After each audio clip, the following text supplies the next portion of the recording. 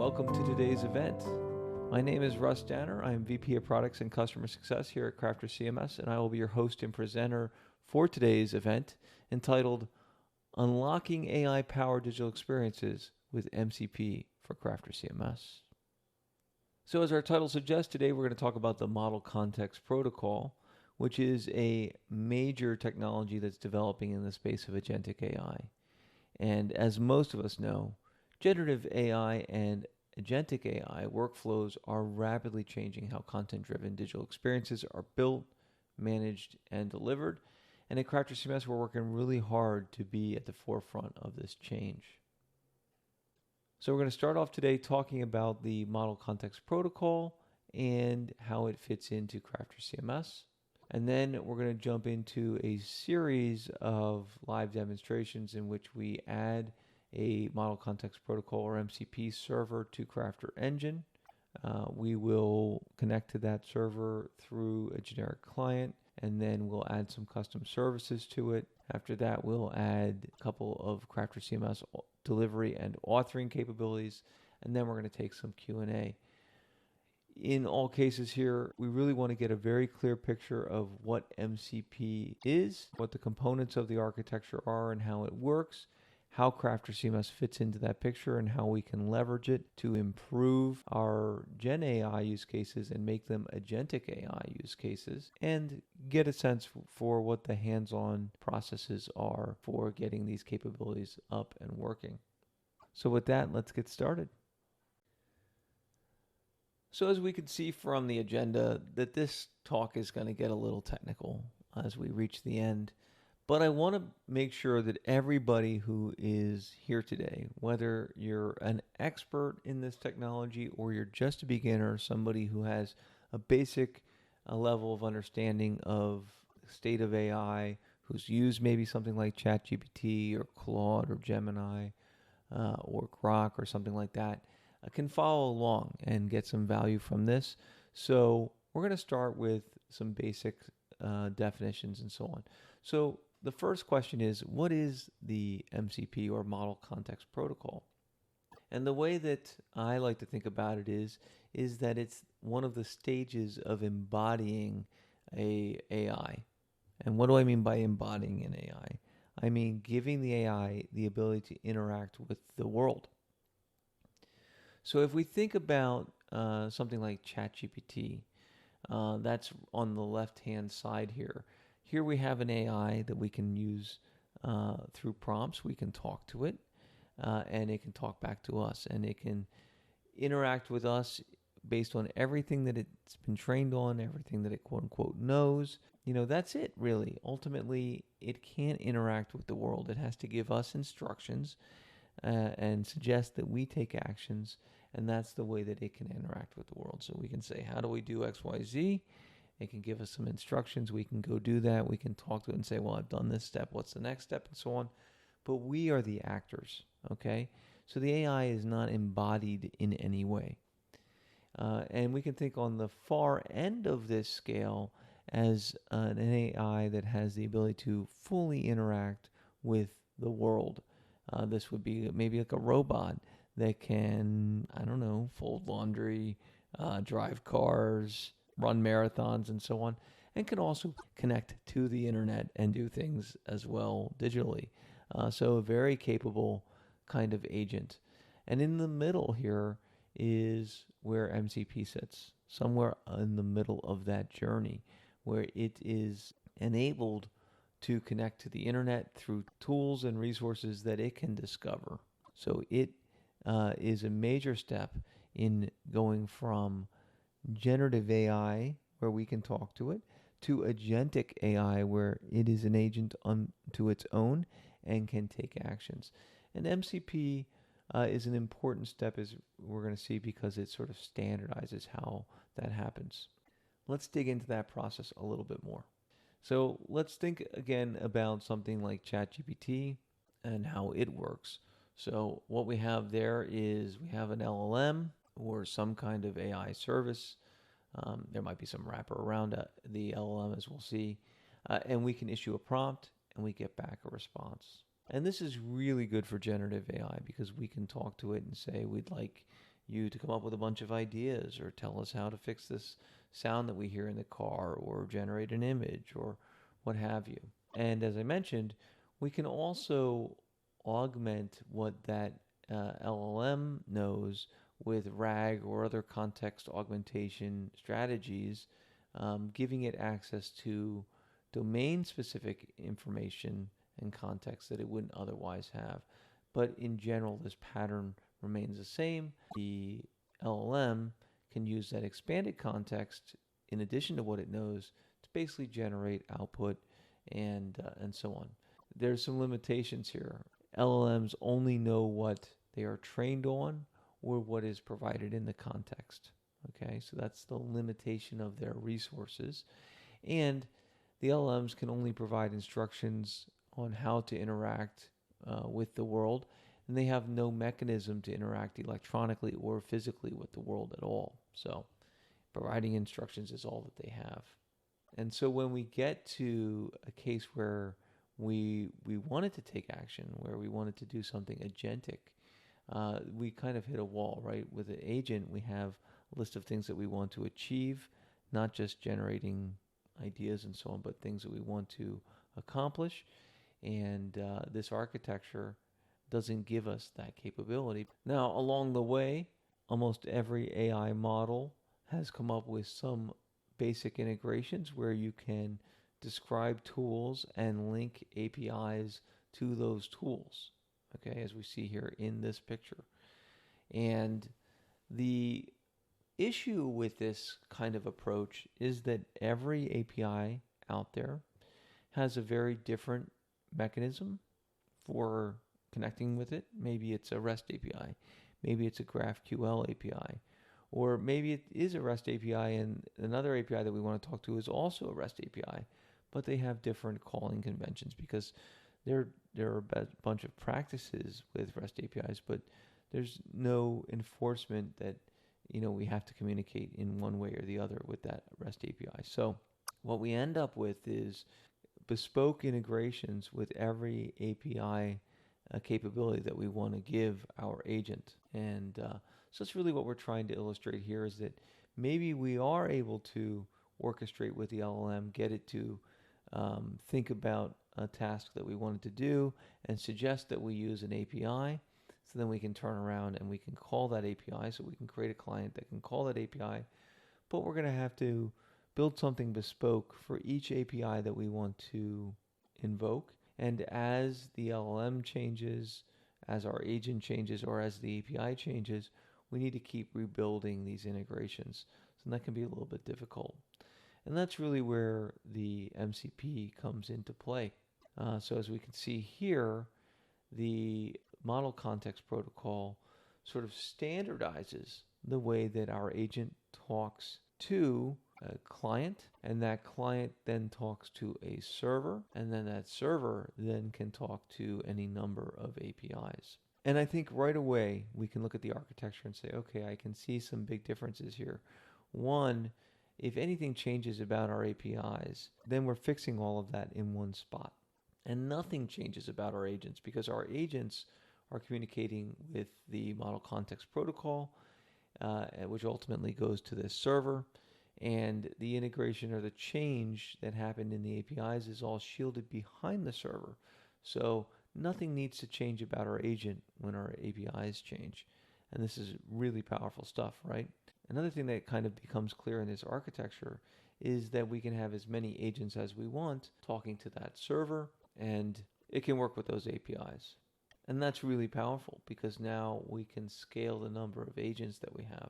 And something that's not totally shown here but is absolutely true with the Model Context Protocol is that these capabilities are discoverable. So basically we can have our agent ask what capabilities are available to me, and then it can update its capabilities and its efficiencies and so on as time goes without any new programming in the agent, because new and better capabilities can show up in the MCP server. The agent is connecting to that server and asking what capabilities are there, and so it's getting new and improved capabilities all the time. And again, that is scalable to all of the agents that are talking to it.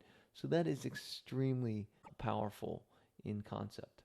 Now, let's dig a little bit deeper and talk about what kinds of capabilities does the MCP server provide. And there are a number of categories. So the first is the idea of tools. This is basically actions that you can take against resources. This is not a one-for-one with service necessarily, but it is easy to think of it that way. I want you to send an email. I want you to create an image or an asset. I want you to write an article for me. I want you to schedule a publish for me. I want you to look up the forecast for me in Bermuda. I want you to book a flight and so on. These are great tools. After that, there are resources. Resources are additional pieces of information and context that are not necessarily available in your large language model. So you might have a custom database, or in our case, a CMS with content in it. And a resource is basically a standard way to look up that information regardless of the back end. So I can ask to get that content item from your content repository or get that record from your database and so on without having to know how to communicate with that content repository or database. And so that gives my agent a really powerful way to access data without knowing how to interact with the backend system. And then the last type of capability is called a prompt template. And these are often used either to give to an agent and say, here's the types of things I can answer, or give to the user to say, this might be your next type of question. And these are parameterized prompts. And an MCP server can offer all of these or just some of them. So it's up to the MCP server and what's registered with it.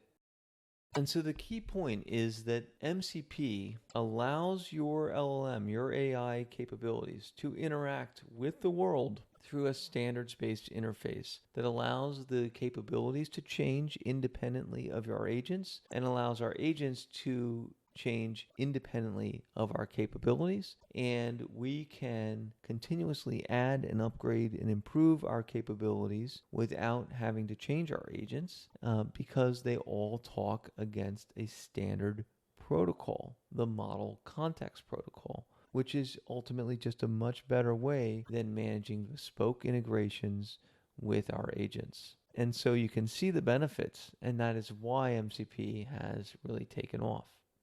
Now let's look at how MCP and CrafterCMS work together. So the very first point of integration here is the MCP server, and that is the ability for us to host capabilities both for our authoring and delivery use cases inside a CrafterCMS server. So with this capability, we can offer our own tools, our own resources, and our own prompt templates. And we're going to do this through a plugin. So you'll be able to install an MCP server into any digital experience that you're managing. And each digital experience can offer its own MCP server, which is really powerful because each digital experience has its own capabilities and so on. And it might have its own authentication and so on. So it's not one MCP server per Crafter instance. It's each individual project can have its own server. And of course, into that server, we can install delivery tools and content as resources. And our delivery tools and resources will go against our Crafter engine content and search APIs. So with these capabilities plugged into the server, we're able to consume content resources, perform content searches, interact with the monitoring capabilities of the platform, and orchestrate DevOps activities such as reloading context, clearing caches, reindexing content, and so on. We can also plug in authoring capabilities. So these authoring tools go against Crafter Studio APIs, and also with the authoring integrations, we have access to authoring tools and content models and authoring configurations as resources through the MCP server. Of course, all of these things go against the Crafter Studio APIs and our search APIs. And these enable us to perform Gen AI use cases like creating content and assets, allows us to create new templates and so on. We can also use it to get assistance with workflow or automate workflow, so we can create workflow style agents and also perform dev content ops operations and automations. And lastly, you're going to be able to plug in your own custom tools and custom resources into the server. So the full picture there on the server side looks like this, right? We have the delivery tools and capabilities, the authoring tools and capabilities, and then custom tools that you might plug in. Another major component of the architecture is the MCP client. So we are going to look at a few different clients today. The first that you're going to see is the Model Context Protocol Inspector. This is a generic client that you can download, and you should be able to connect to any MCP server. And that just really shows that our MCP server is standard, that any tool can connect to it. We're also going to look at another plugin in CrafterCMS that uses Spring AI and our MCP client to connect to our MCP server and perform actions. And we'll create a very basic chat style experience that can then execute some of our tools. And then the other thing that we really want to talk about today is authentication on top of those tools. So to show that once we have these capabilities there, we obviously are going to want to protect them. We support the OID and OAuth authentication through this. So we'll just briefly touch on that as well. Now, I think the best way to understand this is to just see it in action, okay? And we're going to build up step by step through this process. We're going to install the MCP server. We're going to install a custom tool, and it's very, very basic, so it'll allow us to understand how that works. We'll connect with a client, and we'll see that tool working. We'll add some authentication, and then we'll go on and we'll add delivery tools and authoring tools so you can get a sense of how that works. And from there, I think you'll be able to imagine exactly what you're able to achieve with this kind of capability. So we're going to start off by jumping into Crafter Studio and just creating a project. I'm going to use the empty blueprint. This is essentially the hello world of CrafterCMS project blueprints. It gives us the most simple site with really just a home page. And let's go ahead and create that.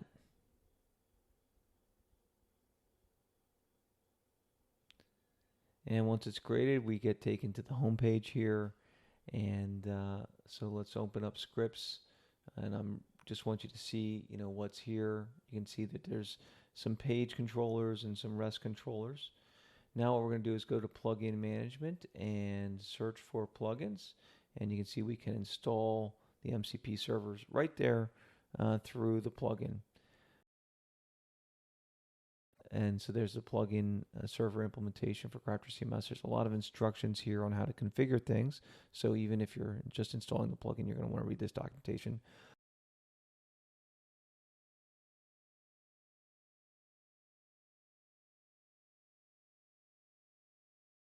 Execute that.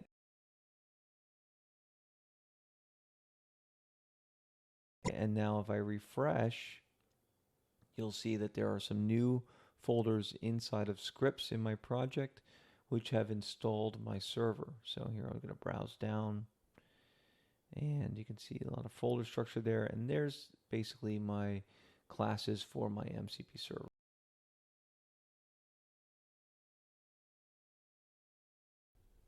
Now let's jump back to our instructions here so we can see the configuration steps we need to take. There are some prerequisites. We either have to update the sandbox's whitelist, the Groovy Sandbox whitelist, or we can disable it depending on what environment we're in and so on. After that, we have some configuration to make. So we're going to go to our project tools, and then we're going to look at our engine configuration, and we're going to paste some stuff in here. So let's go ahead and do that. Okay, and you can see there's some CORS configurations as well as the Crafter MCP configurations.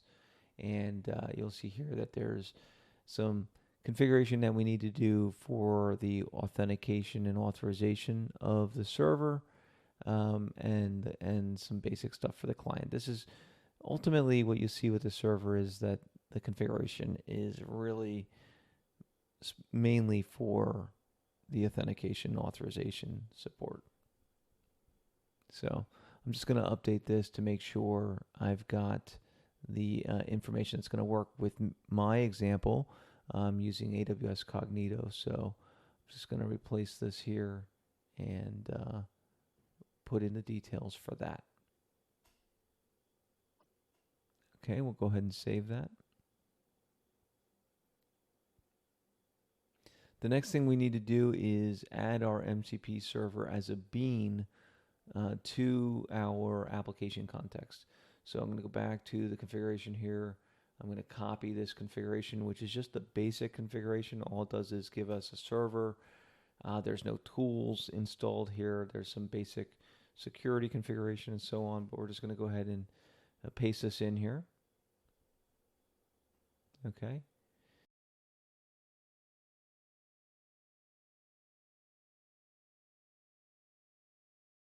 And then the next thing we need to do is install some rewrite rules, because the authentication system and other clients are expecting some very specific URLs, basically because they're a plugin, they're nested very deeply in the URL structure. And so by adding these rewrite rules, we can bring some of those APIs to their well-known locations. So we're going to go ahead and do that. So we'll jump back in here, select the URL rewrite rules, and paste those in. Then we'll go ahead and hit save. After that, we can minimize this, and this will boot up our MCP server. So if we want to make sure that that started up okay, what we can do is look at the console. And you can see here that the context reloaded without issue, which means our service is running. And now what I'm going to do is I'm going to launch the MCP client. I'm going to make sure that it's pointed at my server. We're going to make sure that it's using streamable HTTP, which is the latest remote protocol. And then once we've got that working, we can go ahead and hit connect. All right, now we're connected to the server, and you can see here that this generic client gives us access to resources, prompts, tools, and a bunch of other resources, including authorization and so on. And if we list any of the resources or tools, you'll notice that there are none. And that makes sense, because we have basically a running but empty MCP server in our project.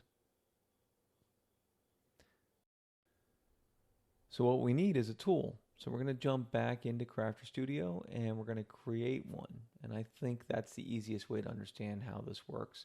So what we're going to do is we're going to create a custom tool. First, we'll go to classes and we'll create a simple class. So we'll create some folders under classes like org. And then let's say our company name is Acme. So we'll create a folder for that. And now we're going to create a services class, and we'll call this Acme Airline Services, which we can get the example from the documentation on the MCP server site. So looking at this class, you can see that we've declared our package as org Acme. We've imported a number of annotations. Those annotations allow us to describe the tool. So we give the tool a name, we give it a return type, a description, and so on. And this is how the LLM is going to know what tools are available and when to call it. You also describe the parameters. And so you can see here we're doing that through annotations. And then in this case, we're always going to return that the flight is booked. The two parameters, of course, are the flight that we want to be on and the seat that we want. So now we have our tool, and under normal circumstances, it will register itself. But here, if we reconnect and list the tools, we don't see the tool in the server. So what we want to do is go back to our project configuration, go back to the configuration settings for the project, and look up application context. And we're going to have to add one more bean. All right, so what we want to do is tell this server that we want to be able to look up beans through their registration. So we have to essentially declare the bean. And there are a couple of different ways in Spring to declare beans, but the one that works the best at the moment is to use the XML bean declaration. So we'll go in here, and right before the MCP server, we'll declare a bean called the Acme Airline Services bean, and that will allow our scanner bean down here, which is looking for beans with those annotations, to find that bean and then register it with our MCP server. So now we're going to go ahead and save this configuration. And our context should reload here.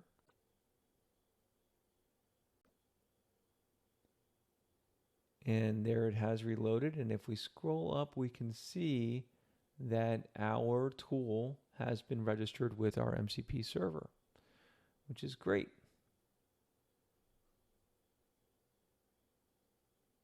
Now we can go back to the MCP inspector, reconnect to our service, because basically rebooting our context throws us out, list our tools, and now we see our book flight. So we can enter the flight ID. So that's going to be something like UA313 and the seat that we want to book, like 7A, and you can see that it's booked. And just to explain the inspector a little bit, here we're not involving any LLM. We're just talking directly to an MCP server, and we're invoking tools through that MCP server. Now, let's jump over to authentication here, because I have a user pool that's running on AWS Incognito, and it has an OAuth capability in front of it. And what I'm going to do is make sure that my user is logged out. So I'm going to just log that user out here. And we're going to clear the authentication settings. And I just want you to see the authentication work. So we're just going to check all those settings, make sure that everything in the browser is cleared as well.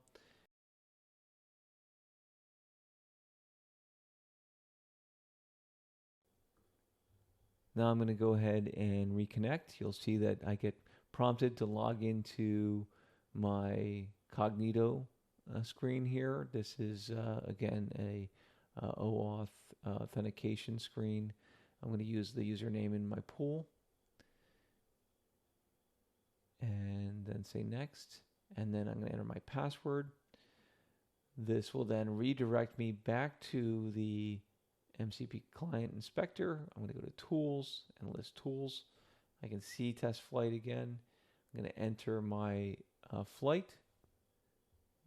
So 313.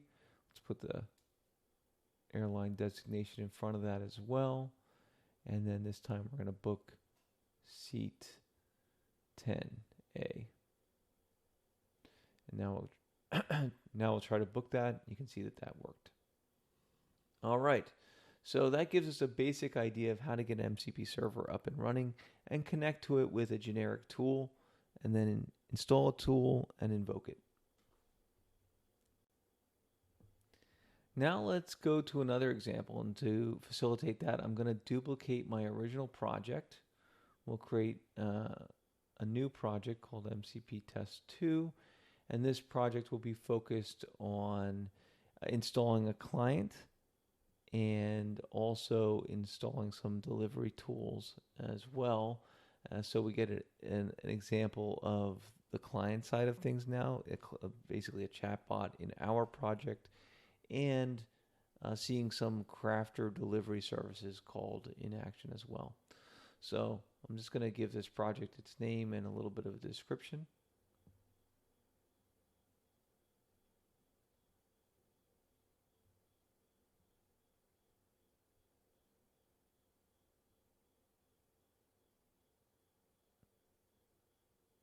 Then we'll kick that creation process off.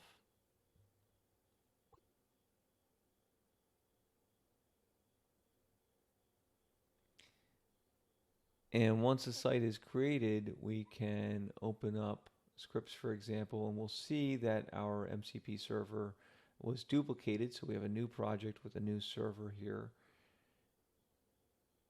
But all the work that we did in the previous project is carried over to this project.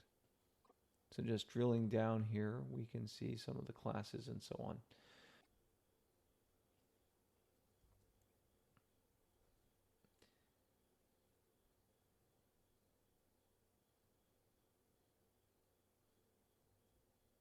Now what we're going to do is install our project. So we're going to go to Project Tools, go to Plugins, and then go to our plugins and find the client project. We can install it from here.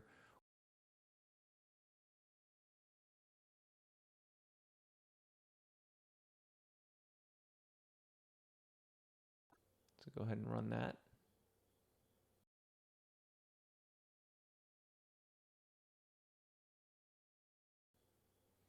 And what this is going to do is install a few more classes into our project, as we can see here. For the client, this is a Spring AI based client connected to OpenAI. And the prerequisites are that we have to have the OpenAI key in a particular environment variable.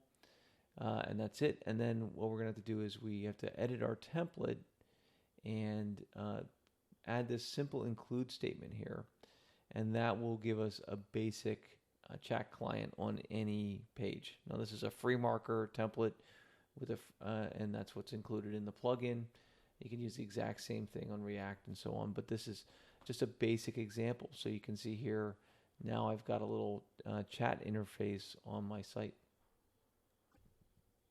So now I'm going to ask it a question like, are there any flights available between Washington, D.C. and Paris?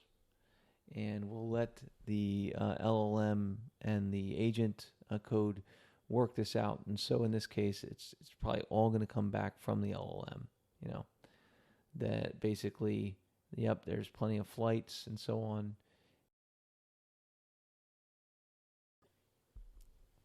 So here we'll ask it if it can book the flight for us and go ahead and issue that request. And at this point, it should invoke our tool to book that flight.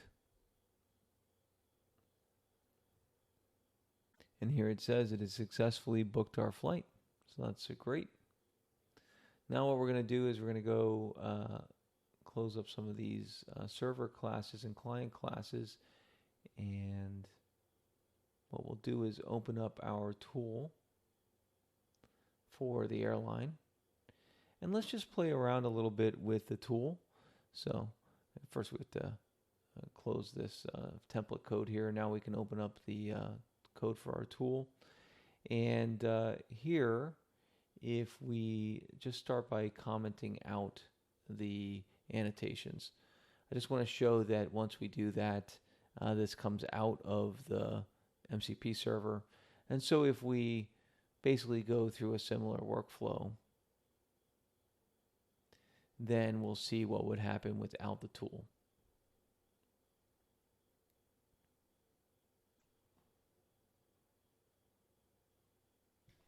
And so you can see now it's not able to book the flight. So it'll give me a bunch of instructions on how I might book the flight, but it can't do it for me.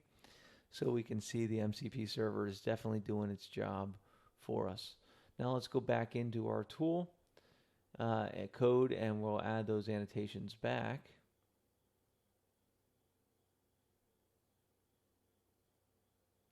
And now let's just change the response a little bit.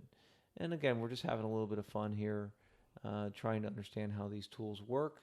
So here we're going to say that the flight is full, and maybe that the user should book another flight. So we can say there's availability on the next flight.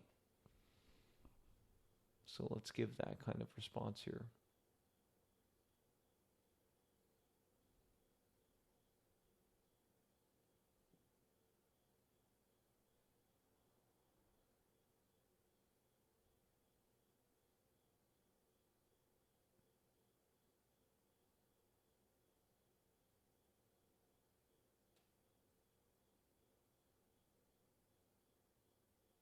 Okay, so there's a flight available an hour later to the same destination. So let's go ahead now and ask if it will book the flight for us.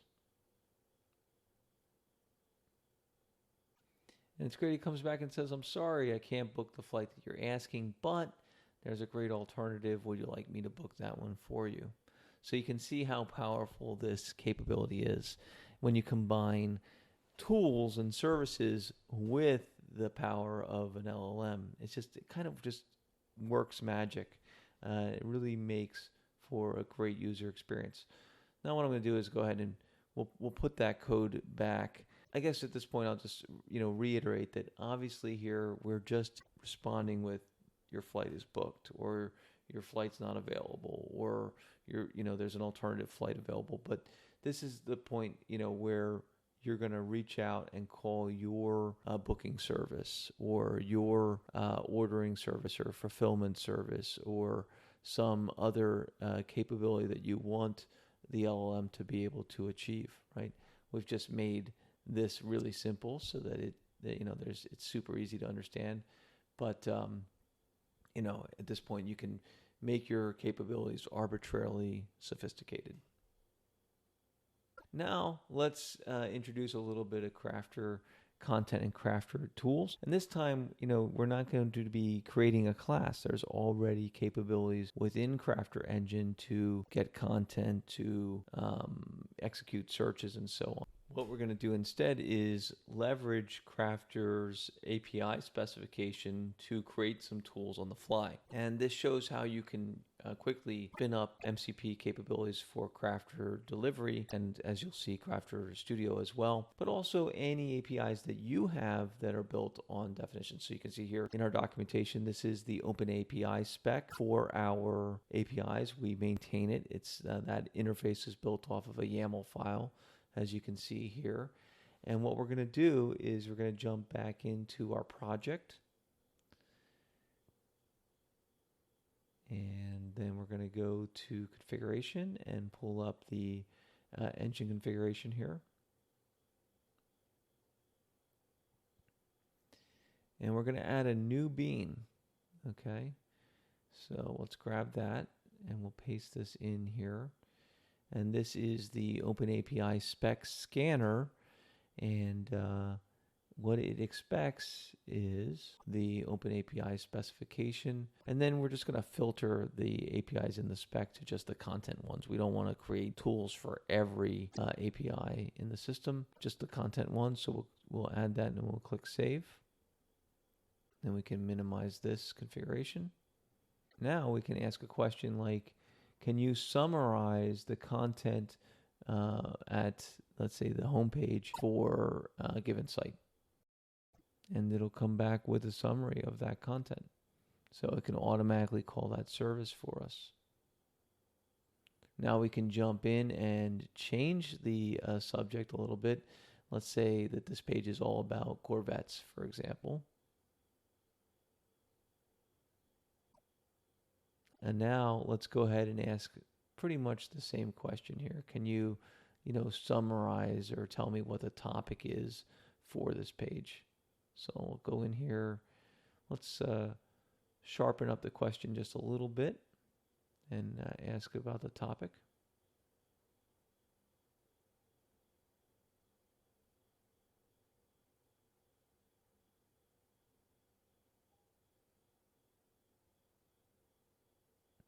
And then issue the prompt. And sure enough, it comes back and says, that the page is about Corvettes.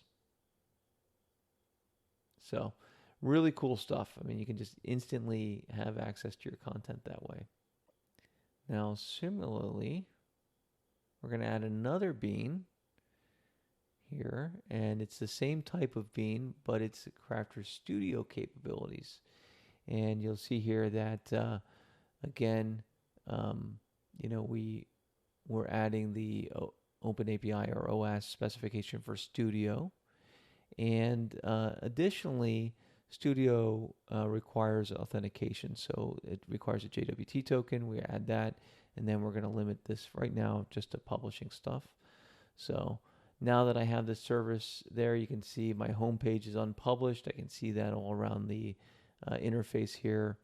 So what I'm going to do is I'm just going to demonstrate a simple workflow tool built into the MCP server now, just through that simple configuration. And we'll just ask this to see if it can publish our entire site for us. And you can see here it comes back and says, yes, I published your site, and we can see that everything has gone live. So how cool is that? So here you can see again how these tools can give us access to our content. They can help us generate new content. They can help us generate new assets and so on. So do some Gen AI activities and also help us with workflow and dev content ops. It's just really, really great. Okay, we're almost done with our demos, but based on last week's OpenAI Dev Day, an agent builder was introduced that allows you to use MCP servers. And so I thought it would be cool to create a workflow using their agent builder, insert an MCP server connection, and call our flight booking service. So let's go ahead and do that. So here we are in the agent builder, and you can see I have a workflow completed here. So let's just walk through it quickly. So on the far left, you can see we have a basic jailbreak kind of guardrail created. And then after that, we take the flow and we classify the user's input to see if it is a request to find flights, a request to book flights, or something else that doesn't matter to us. If it's a request to book flights, it goes to this flow here, which tries to find flights with a web search. If it's a request to book flights, we'll follow this flow that checks that it has the right information, specifically the flight and the seat, and then we'll go and call our MCP server, which I have a page kite in front of this that helps me put my local server out on the internet for the purpose of this demo, and then it'll summarize the booking. And if it's any other question, it'll just fall through the else on that condition. So with that, let's go ahead and run the service. All right, we're in preview mode now, so I'm going to request that I would like to fly from Boston to Washington, D.C. tomorrow. And let's just go ahead and feed that into our agent. And you can see it goes ahead and checks to see if this is a jailbreak. It's not, so it goes to classify the request, which is a basically flight search. Now we have a list of flights, and so what we're going to do is we're going to say this, make the same request, but we're going to add flight details to it. So we'll borrow a flight from up above. So just copy that into our clipboard and paste it here, and then add our seat. And now let's rerun the workflow again. So we're going to go ahead and feed that prompt into the system. And I'm going to show the console here so we can see when it calls our agent. So it starts off, it's already at the conditions and it's determined to make a request to our MCP server, which it's now doing. And you can see there it's gone ahead and booked the flight. So really cool to see the MCP server in action here with a tool out on the internet, and just another example of how powerful this MCP concept is. So just to summarize here, we've talked about what the Model Context Protocol, or MCP, is. We've learned how to install servers and clients into our Crafter projects. We've also learned how to install our own services, as well as Crafter delivery and Crafter authoring services. We've seen these things in action in very basic ways, and I think we can all imagine how these use cases can be scaled up to be something much more awesome for our end users and for our authors. And with that, I want to thank everybody for coming out and spending your time with us. I think this is a really exciting topic and really shows the power of Agentic AI in combination with CrafterCMS. With that, I want to wish you a good rest of your day and happy crafting.